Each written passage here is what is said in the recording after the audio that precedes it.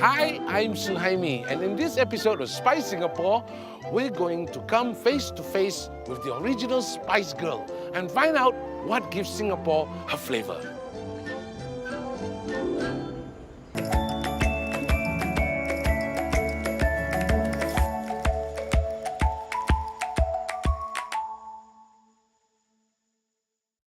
Salma Moiz hails from a family of spice merchants who began their trade in the early 1900s when Raffles first came to port.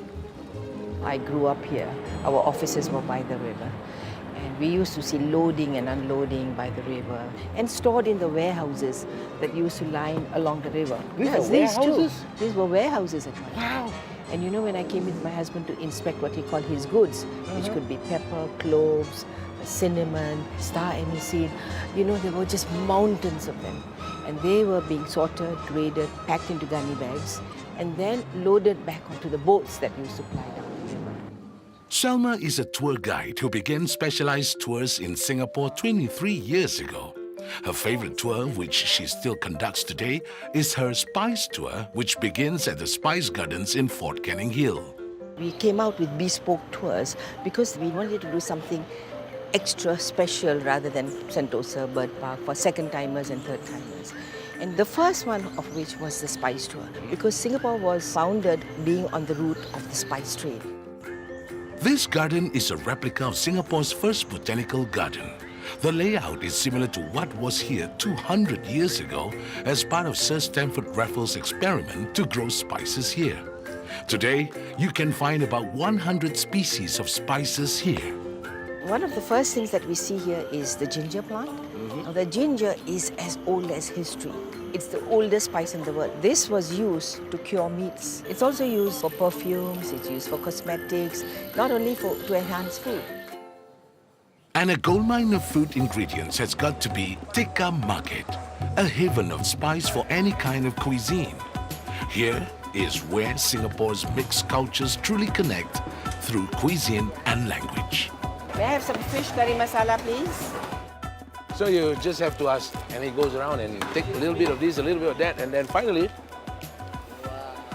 I smell fish curry. Fish curry. Fish head curry. Today we take for granted the wet markets. You know, I just love the wet markets because I find it so organic. It's so distinct in its character, where you can actually feel the fish. There. He's alive. Still alive. All spices eventually find their way into our kitchens. Salma is preparing golpapri, the ultimate spice dessert. It's made with jaggery, which is brown sugar, and lots of nuts. And it's also very sustaining. Wow. You eat one piece and you can last the whole day. It just explodes in your mouth. It's sweet, but it's not too sweet. Crunchy. Can I have all? This golpapri is symbolic of the resilience of the people of Singapore. Simple, yet combined with strong elements that bind tightly together so that we can hold true to who we are. Hello, I'm Suhaimi. Did you enjoy the rare insight into the history of spices on Spice Singapore? It's amazing, isn't it? If you have any ideas or things you want to do with your overseas friends or family in Singapore, make an invite at the website below. You know, your wish might just come true. For more hot, sunny and yummy Singapore stories, head to Spice Singapore YouTube channel. See you there!